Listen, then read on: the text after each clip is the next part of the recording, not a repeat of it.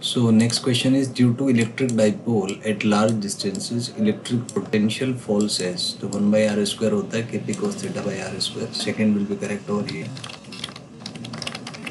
Next is potential at point P due to number of charges is sum of potentials algebraic. तो algebraic sum इसमें आ जाएगा क्योंकि sign के साथ add करना होता है, तो second will be correct option over here.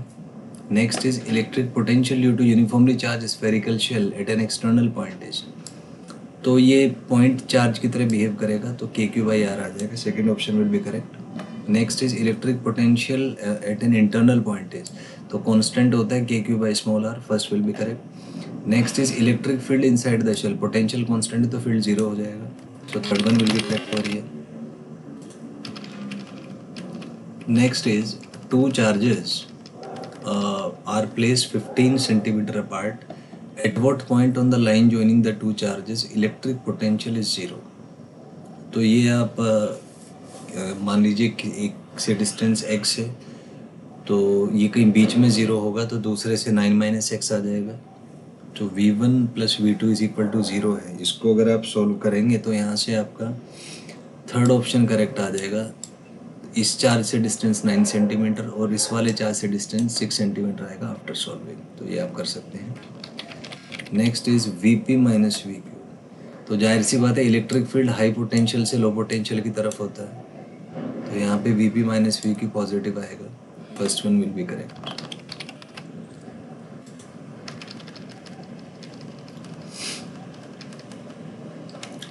Next is, इस केस में पूछे Vp माइनस वी क्यू, तो कॉमन सेंस की बात है इलेक्ट्रिक फील्ड हाई से लो पोटेंशियल पे होता है, तो Q का पोटेंशियल ज़्यादा होगा, P का कम होगा, तो यहाँ पे ये नेगेटिव आ जाएगा.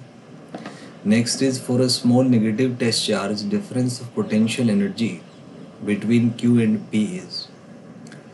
सो सिमिलरली यहाँ पे डिफरेंस ऑफ पोटेंशियल एनर्जी आपसे पूछा है, तो ये पोटेंशियल अच्छा ये ना स्मॉल नेगेटिव चार्ज है, तो नेगेटिव चार्ज है तो पोटेंशियल एनर्जी का जो डिफरेंस होगा वो आएगा Q into we Q minus V P. और हम यहाँ पे देख सकते हैं कि वी पी बड़ा होगा वी क्यू से, तो ये नेगेटिव आएगा. ये नेगेटिव है, चार्ज भी नेगेटिव है, तो ये पॉजिटिव यहाँ से आ जाएगा. So first option will be correct. Next is, in the above question work done by the field in moving a small positive charge from Q to P. तो क्योंकि इलेक्ट्रिक फील्ड इधर है, चार्ज पॉजिटिव है तो force भी इधर होगा, displacement opposite है तो एंगल 180 डिग्री है, इसका मतलब work done will be negative. So second will be correct over here.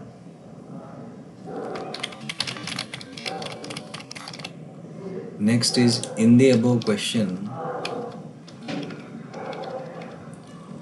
Work done by external force in slowly moving a small positive charge from Q to P.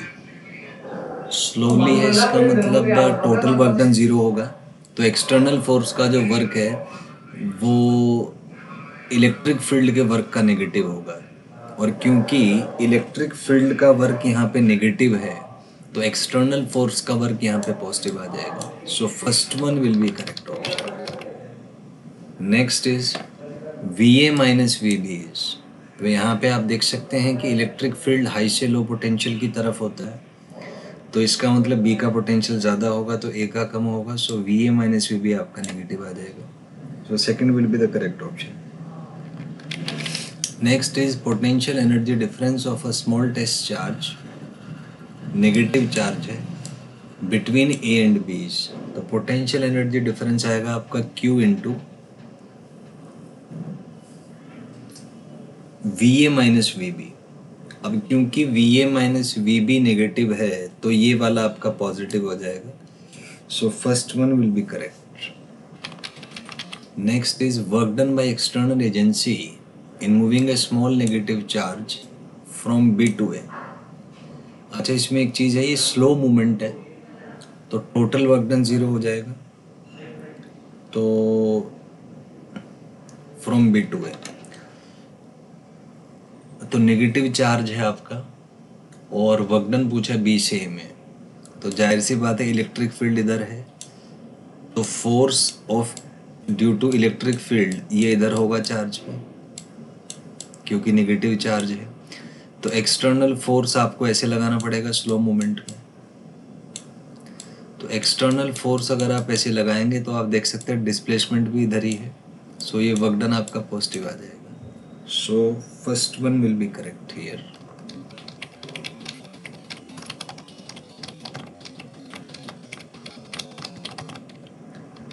Next is kinetic energy of a small positive charge increases on going from B to A, decreases।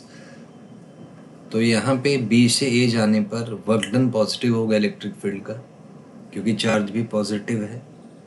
तो work done by electric field will be positive. इसका मतलब है kinetic energy भी बढ़ेगा assuming that there is no external force on the charge. So first one will be correct over here. तो 1 आ जाएगा। Next is kinetic energy of a small negative charge. Negative charge पे जाहिर सी बात है कि direction of force reverse होगा।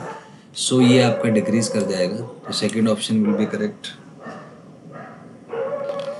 Next is an equipotential surface is a surface with constant. तो जिस पे पोटेंशियल कांस्टेंट होता है वो इक्विपोटेंशियल है। नेक्स्ट है for a single point charge equipotential surface is sphere होता है KQ/R। आर कांस्टेंट स्फीयर पे होगा। तो एक पॉइंट चार्ज के लिए जो स्फीयर है that's equipotential surface. Next is electric field at every point is tangential to equipotential normal.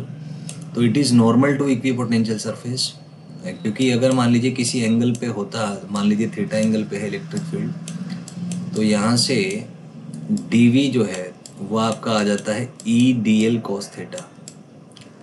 और क्योंकि dV ज़ीरो है तो उसके अकॉर्डिंग cos थीटा आपका ज़ीरो होना चाहिए और cos थीटा ज़ीरो है तो थीटा विल बी 90 डिग्री। इसका मतलब हमेशा जो इलेक्ट्रिक फील्ड है वो इक्विपोटेंशियल सरफेस के परपेंडिकुलर होगा और हाई पोटेंशियल से लो पोटेंशियल की तरफ होगा। So second one will be correct over here.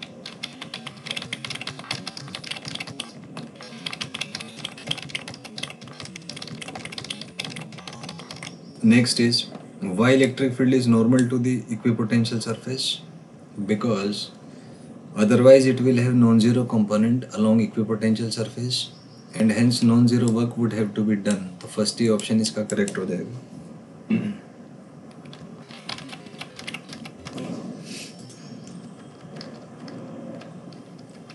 Next is if there is no potential difference between two surfaces then work done to move a test charge from between the surfaces तो zero आ जाएगा। Next is for uniform electric field equipotential surfaces are तो planes हो जाएंगे। Second will be correct over here.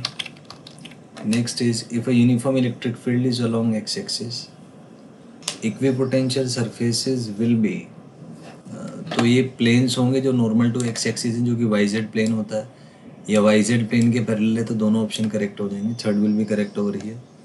Next is equipotential surface for a point charge sphere होता है, repeat हो रहा है question. Next is equipotential surface for an electric dipole is, तो first या सेकंड या बोथ या नन।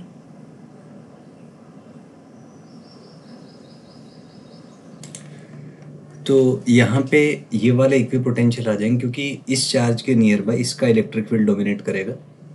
तो हम कह सकते हैं कि nearby the negative charge ये वाले सरफेस इक्विपोटेंशियल होंगे। तो first option will be correct over here. Next is electric field and potential are related by, तो फर्स्ट इक्वेशन आ जाएगा dV इज माइनस EdR। तो वहाँ से E माइनस ऑफ dV/dR।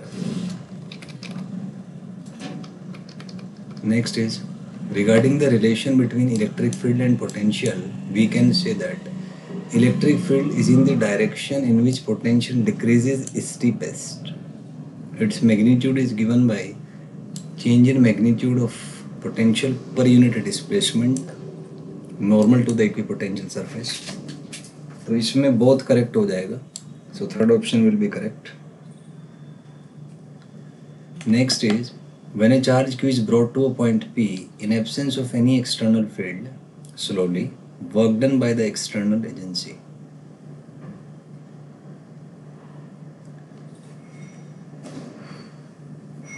सो यहाँ पे ज़ीरो हो जाए क्योंकि कोई एक्सटर्नल